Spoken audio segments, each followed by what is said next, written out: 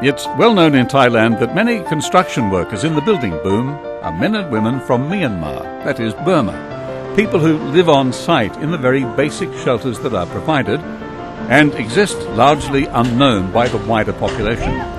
Their children are at risk of missing out on an education, a reality that has inspired one teacher in Chiang Mai, Lisa Nessa, to offer free classes that are eagerly attended in a busy soi in old Chiang Mai. So these are very attentive young students, aren't they? Yes, they are. They are. Probably more so than students that you would see in a regular school because it's their choice to come here. Now, they're not Thai children?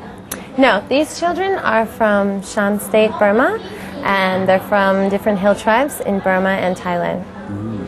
Why are they in Chiang Mai? They're in Chiang Mai mostly for work purposes. Their families are working here. Some of the children sell flowers in bars at night. Some of the children actually work on construction sites with their parents. Yeah, mixing concrete and hauling concrete up pulleys to the second, third, fourth floor of a building. Those are the kind of jobs they do. And are their parents here because this is still a better way for them to make money or reasonable money than they would otherwise? Making half of a Thai person's average salary and living on the construction site that they're building with maybe one water spout for 50 people, which is also where you do your dishes and your laundry, is still better than their life in Burma. Yeah. So really they are officially Burmese, even though we say they're Shan people. Yes, but they would never say they're Burmese. They'd say they're Shan because they're from Shan State, which is one of the largest ethnic minority groups in Burma, and they have their own state and their own local government, and they consider themselves very different from being Burmese, but they are from Burma.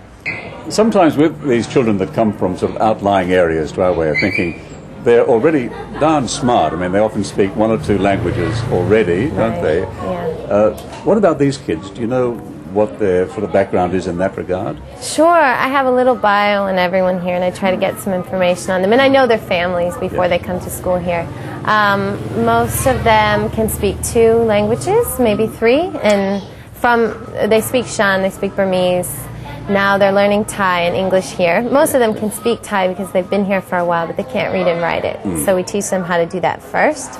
And then we also teach them English, math, science, art, the things that they would normally get in a regular school. They're learning to read pretty fast, aren't they? They're very good with the alphabet and they're right into it. Look at them. Yeah, they are. That's nice. They're so attentive. I mean, I've taught in Thai schools here, and I've taught in international school, and I taught in America. But I've never seen students so eager to learn as these because really, I mean, they're living in a very harsh conditions, a harsh environment. And I like to think that this is kind of a safe haven for them. They come here and it's a nice clean environment. There's plenty of clean water to drink. They get a fruit snack and milk every day, fresh milk. So I think they feel good to be here. Do you provide all of this? Yeah. So it helps to have a private income. Yeah. Well, so far it has been my private income from teaching in other capacities here in Chiang Mai. But now I can't continue to do that forever. The school's been open for about a little over a year and a half. 2 years since its conception, but in its own building for a little over a year and a half. And I really need some help now. I can't do it on my own forever. I really want them to feel like they're getting, access to something special here. And so we make a lot of handmade teaching materials, but it's nice to have some nice things to work with as well. When do you do the art classes? Art class is Friday night. Yeah, and a good roll up for that. Yeah. We, actually, on Fridays, when we have the art teacher, we let the local Thai kids come as well, who also can go to school, so that they beg to come here because they run around and they see us having fun, but they don't need to learn Thai, and they're going to school. Can't they? Yeah. Right, they do. On Friday night, it's really fun. The kids that live right around here on this soi, they come and they help with art projects, so it's kind of community art night. I have visiting artists come in, visiting musicians. They play the bongos, they dance around, they make art, and it's a lot of fun. I saw some bongo practice earlier. Yeah, they're pretty already into good at that, aren't they? Yeah, they are. From Now, music class. Upstairs, you have another group, don't you, I think? Tonight, Yes. or is that every day? Or? Every day we have the young adults class also, and it's mostly how it started was the small children were coming, and their big brothers and sisters and their parents were standing outside looking in the window of my house where the school started. And there was no room for them to be inside, so they were literally standing outside the window or outside the door. And that's when we moved to another location and started the young adult class as well. Great idea, yeah. And they're learning Thai, English, and contemporary Burmese history and politics, so that they can kind of, because they're construction workers, most of them have graduated high school in Burma and have no further education, or maybe they went to school till they were 12 in Burma. They're from villages. They were not really in touch with what's going on. They're aware of the effects of what's going on in Burma. But they're not in touch with why those things were happening to them.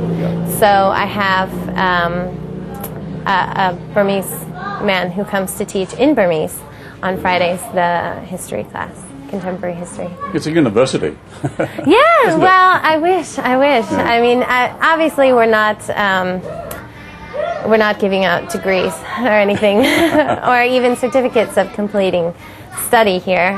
We can't do that. They couldn't even get a certificate of completing study if they were in a Thai school. But you're clearly giving out what they need on Right. a daily basis. Right, and only what we've asked them that they want to learn. I don't try to put anything upon them that they don't want to learn. They're fully involved. The students are fully involved in choosing, even, if they like this teacher or not. Sometimes a lot of our volunteers aren't experienced. I have a background in education, so I can help them out, but they're responsible for their class time, and sometimes it works out, sometimes it doesn't, but more often than not it does. What's your website where people can see and consider more about this? Yeah, it's ThaiFreedomHouse.org. Thai Freedom House, no spaces, at .org. Yeah. Dot? ORG. ORG, oh, that's right. Yeah, ThaiFreedomHouse.org. Yeah. Is your energy holding up? Yeah, so far.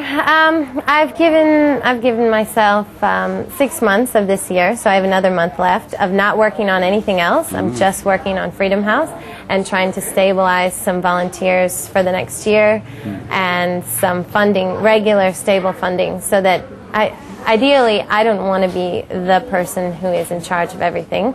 I'd like to have more people helping me as far as the administration. Well, who are the ideal volunteers? People living here. I do have several volunteers. I have a volunteer now teaching English to the small children, and she's been here for 5 months just to teach for us, which is amazing. I have some other volunteers coming later this year from Germany and from the UK that are coming just to teach here for 2 months at a time. But it is ideal if you have someone living here, because then they can help me more with administrative things. So they know how things work in Thailand. And they can commit to, can't they? And they can commit for longer term. You're very committed. Yeah. These young generation Shan people from Myanmar are clearly relishing the opportunity to advance their general knowledge and education and equip themselves to lead more rewarding lives. This little private school in the Soy showing just how much good can come from a lot of dedication.